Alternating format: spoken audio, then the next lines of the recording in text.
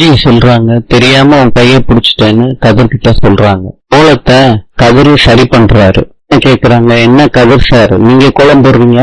ஒரு நியூசன்ஸ் அழிச்சிட்டு போயிட்டான் கோலத்தை, நான் சரி பண்ணிக்கிட்டு இருக்கேன். யார் அது? ராஜி சொல்றாங்க, எங்க அண்ணன் தான். இப்ப அண்ணனை வந்து கூட்டிட்டு போயிட்டாங்க.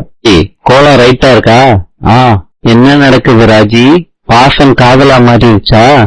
நான் ஒரு தப்பு பண்ணிட்டேன். என்ன ராஜி? கதிர் கைய புடிச்சிட்டேன். எவ்வளவு அசிங்கமா போச்சு தெரியுமா? என்னம்மா நீ புருஷன் கைய தானே பிடிச்ச? உங்ககிட்ட போய் சொன்னேன் பாருங்க. போங்கக்கா, வீட்லயே எனக்கும் செந்திலுக்கும் ரொமான்டிக் ஸ்பாட்ட நான் கண்டுபிடிக்கிறேன். சொல்றாங்க சரவணன் கிட்ட, 1 மணிக்கு நானே சாப்பாடு கொடுத்து விட்டுறேன்டா ஆபீஸுக்கு. கையிலோட அப்பா அம்மா மந்தி எப்படி இருக்கீங்கன்னு பாண்டியன் கிட்ட கேக்குறாங்க. பாண்டியன் சொல்றாரு, எப்ப வேணாலும் நீங்க வரலாம், எப்ப வேணாலும் போலாம் அப்படின்னு சொல்றாரு. சொல்றாங்க, வேலைக்கு நீங்க கிளம்புறதுக்கு முன்னாடியே பாக்கணும்னு தான் வந்தோம், நான் கிளம்புற நேரம் தான் அப்படின்னு சொல்றாரு சரவணன். மாப்பிள்ளைக்காண்டி நெஞ்செலும்பு சூப்பு எடுத்துட்டு வந்திருக்கேன், தம்பிகளுக்காண்டியும் தான். சம்பந்தி அம்மா புடிங்க. இந்தியன் சொல்றாரு, அன்னைக்கு போலீஸ் ஸ்டேஷனுக்கு வந்துட்டீங்க, இன்னைக்கு வீட்டுக்கு வந்திருக்கீங்க, இதெல்லாம் பாக்குறப்ப எனக்கு ரொம்ப சந்தோஷமா இருக்கு. சொல்றாங்க, மயில் ராசியாலதான் இந்த மாதிரி நடந்துருச்சுன்னு அவளுக்கு ரொம்ப வருத்தத்துலதான் வரல இன்னைக்கு. கோமதி சொல்றாங்க, நாங்க அப்படிலாம் நினைக்க மாட்டோம். கோமதி சொல்றாங்க, எங்க அண்ணன் ஏதாவது பிரச்சனை பண்ணிக்கிட்டே இருப்பாங்க. பாக்கியம் சொல்றாங்க, அந்த நேரு எதிர்க்க இருக்கே அந்த வீடு தானே? ஆமான்னு சொல்றாங்க கோமதி. இனிமேட்டு பிரச்சனை பண்ணா நீங்க வருத்தப்படாதீங்க, உங்க பக்கம் நான் இருக்கேன் அப்படின்னு சம்பந்தி வீடு சொல்றாங்க. பாக்கியத்துக்கு வீடெல்லாம் சுத்தி காட்டுறாங்க மீனாவும் ராஜியும். பாக்கியம் கேக்குறாங்க, சரவண மாப்பிள்ள ரூம் எங்க இருக்கு? அவருக்கு ரூம் எல்லாம் இல்லையேன்னு ராஜி சொல்றாங்க. ஒவ்வொருத்தவங்களுக்கும் கல்யாணம் ஆகாதான் ரூம் ரெடி பண்ணி கொடுத்துக்கிட்டு இருக்காங்க. சரவணன் மாமாவுக்கும் அதே மாதிரி ரூம் ரெடி பண்ணி கொடுத்துருவாங்க.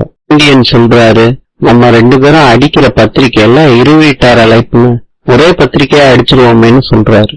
சொல்றாங்க, சமையலுக்கு எங்க மாப்பிள்ள சொன்னாலே நாங்க ஏற்பாடு பண்ணலான் இருக்கோம், அதெல்லாம் உங்க விருப்பம் சம்பந்தி. உன்னோட அப்பா சொல்றாரு, மாப்பிள்ளைக்கு நகை எடுக்கலான்னு இருக்கோம். 10 பவுன்ல ஒரு செயின், 3 பவுன்ல ஒரு பிரேஸ்லெட், 2 பவுன்ல மோதிரம், எல்லாம் சரியா இருக்கும்ல சம்பந்தி? இதெல்லாம் உங்க விருப்பம்னு கோமதி சொல்றாங்க. பொண்ணு வீட்டுக்காரங்கள பிச்சை எடுக்கிற இந்த காலத்துல என்ன சொன்னாலும் சரின்னு சொல்றீங்களே சம்பந்தி, நாங்க தான் ரொம்ப கொடுத்து வச்சவங்க சம்பந்தி, நாங்க கிளம்புறோம் சம்பந்தி. பாண்டியன் சொல்றாரு, சரவணன் கல்யாணத்துக்கு பத்திரிக்கை அடிச்சு முடிச்சாச்சு. கோமதி சொல்றாங்க, காலையில தானே மாமா பேசணும், அதுக்குள்ள பத்திரிக்கை அடிச்சிட்டீங்க. முதல் பத்திரிக்கைய சாமி முன்னாடி வச்சு கும்பிடுறாங்க. பிரிச்சு பாக்குறாங்க. அரசி சொல்றாங்க, பழைய மாடலா இருக்கேப்பா. கிட்ட பாண்டியன் சொல்றாரு, பாதி பத்திரிக்கைய பொண்ணு வீட்டுல கொடுத்துரு. சரிப்பா அப்படின்னு சொல்றாரு.